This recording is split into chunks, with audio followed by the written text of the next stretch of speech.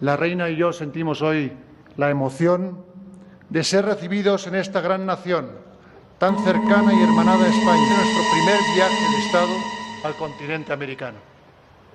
Así nos lo ofrecieron, así lo apreciamos y quisimos también, y así lo quiere el Gobierno español. Hubo una vez un país de miel con tejados color vermellón, donde yo era reina y él era el rey, en un reino de cuentos de amor. Mi mágico castillo en el aire brillaba transparente bajo el sol. Hubo luego aquella tormenta cruel y el castillo del aire cayó. A la luz de un rayo se abrió a mis pies el abismo de su corazón. Entonces pude verlo tal cual era, y lo que descubrí me destrozó.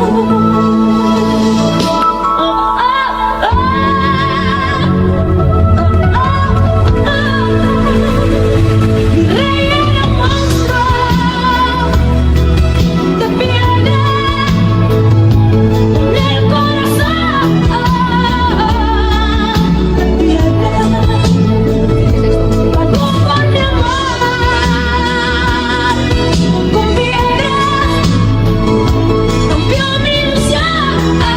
Mediados de los años 90, un proceso de profundización en sus relaciones comerciales y económicas que ha conducido 2 décadas después a la consolidación de México como un socio comercial de primer orden para España.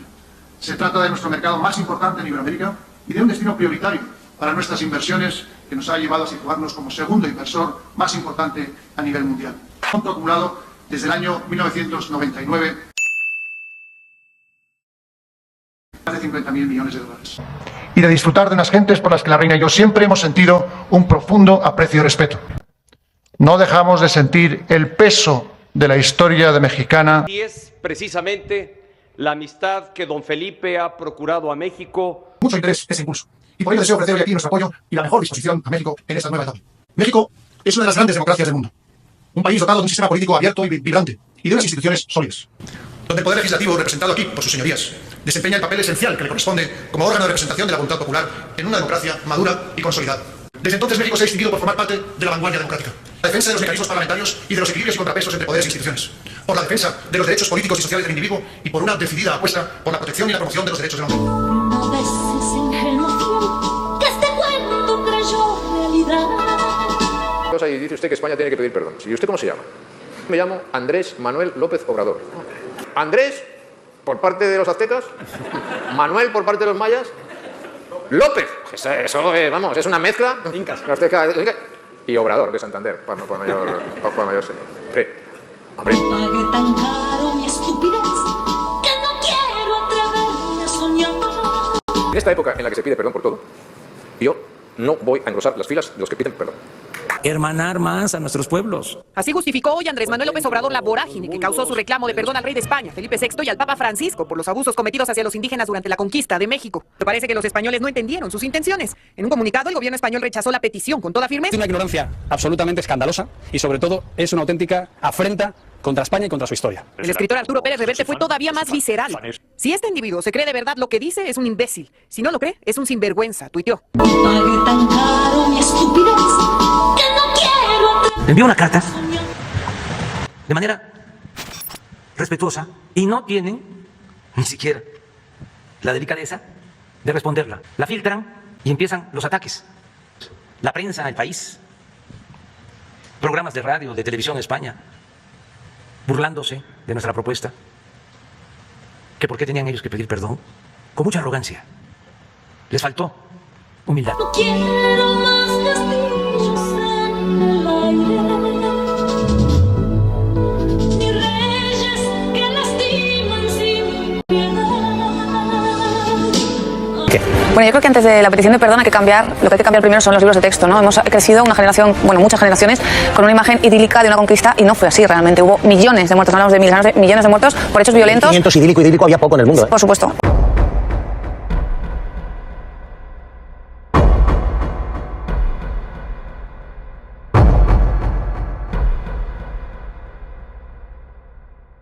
Europa por enfermedades como la viruela, etcétera. Yo creo que si los mexicanos se sienten interpelados con este tema y afectados, a la víctima no se la debe cuestionar. Ellos sienten que, a través de su presidente, que es el momento de pedirles perdón. Yo creo que se tiene que abordar desde otro punto de vista, pero yo creo que España no creo que haya que pedir perdón. No es precisamente reciente tampoco, ¿no? Tampoco, pero bueno, ¿qué hay de malo si hay una parte del mundo... las bombas atómicas en Japón en la Segunda Guerra Mundial? No, hay una parte del mundo que se siente afectada y víctima por algo, que sabemos que por la historia... ¿Datos históricos reales o desvirtuados? Bueno, yo creo que hay bastante consenso hoy en día en que fue una conquista violenta. Como todas las conquistas, ¿correcto? Sí, bueno, eso. Como la violencia que ejercía, digamos, el Imperio Azteca o el Imperio Inca respecto al resto. Pero tendrán que pedirles cuentas a los aztecas. Separemos dos cosas. Una cosa es López Obrador y otra cosa es el debate. López Obrador es evidente y no hay discusión que lo hace para aprovecharse políticamente. Mira, yo estaba en una entrevista con Evo Morales, terminó la entrevista con Evo Morales que sí, de verdad. Y me dijo Evo Morales, ustedes, ya fuera del micrófono, ustedes todavía nos tienen que devolver todo lo que nos robaron hace 500 años. Quiero decir que evidentemente hay líderes populistas en América Latina que saben que aquí hay material. No quiero más castillos en el aire. Una cosa es López Obrador. La aparición de un ser querido genera dolor, incertidumbre, desasosiego, temor y otros muchos sentimientos difíciles de asimilar. Esta es la dura realidad a la que se enfrentan tantas familias en el estado de Jalisco.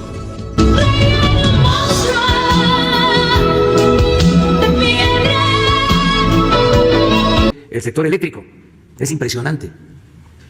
¿Cómo concentraron tanto poder? Acabar con el monopolio, decían, de la Comisión Federal de Electricidad, de Pemex. Pero resulta que crearon monopolios particulares. Hay una empresa en el sector eléctrico que tiene el control del mayor número de contratos para la generación y venta de energía eléctrica y le dio también participación en el Consejo de Administración a un expresidente que sepa, con la reforma eléctrica, pues son los de Iberdrola los que están haciendo lobby en contra, junto con sus socios o cómplices en México. Me tocó hablar con el presidente del Consejo de Iberdrola. Mi señor, pues me imagino que allá, no sé, el comportamiento en las reuniones con el rey o en las reuniones con el presidente de España.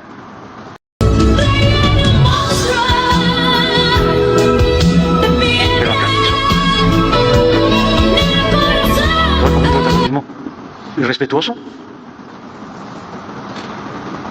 Y le tuve que decir, oye, ustedes nos han ofendido. Pero ya quién sabe cómo actúa.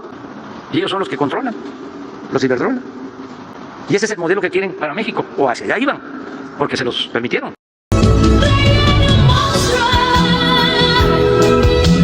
¿En qué país del mundo suceden estas cosas? Y también de residente en España gracias a los trámites que te arregla José María Aznar. Ese es el tren de vida del expresidente de México, Felipe Calderón, cuya lucha consistió en encubrir básicamente el cártel de Sinaloa y blindarle el negocio al Chapo Guzmán. Pero todo eso lo dejamos para otro momento. Hoy solo hablaremos de la puerta giratoria tamaño puerta de Brandenburgo por la que Felipe Calderón hizo su entrada triunfal. Una entrada triunfal a la fundación de Aznar y a Iberdrola después de favorecer el negocio de energética española en su país. Vamos a ello. Tal cual. Las bases para el gran desembarco de las empresas españolas en México las sentaron los antecesores neoliberales de Calderón, los priistas Salinas de Gortari, Ernesto Zedillo y el panista Vicente Fox, otro amigo y aliado de Aznar. Pero con quien más dineral han ganado las multinacionales españolas fue con Felipe Calderón, que llegó a la presidencia en 2006 tras imponerse sobre AMLO en un proceso electoral con múltiples denuncias de irregularidades. Se denomina fraude electoral.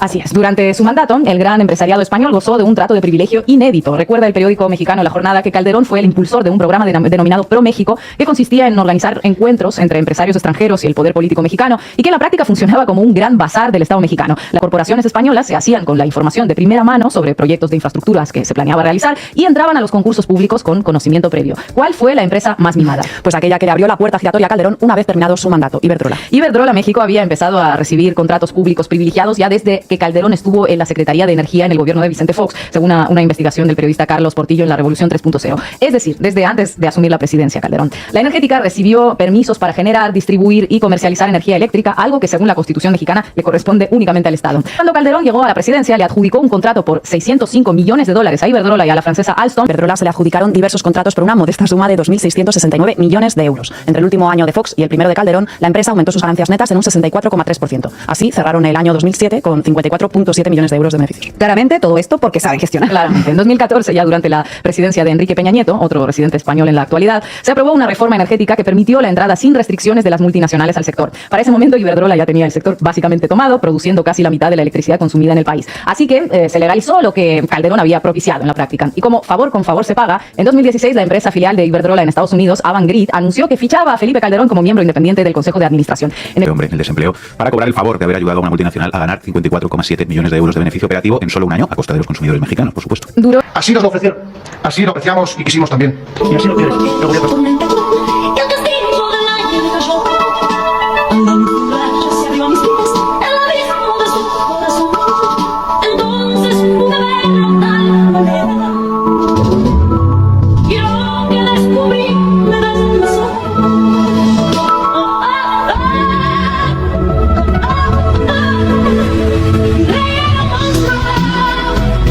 No dejamos de sentir el peso de la historia mexicana.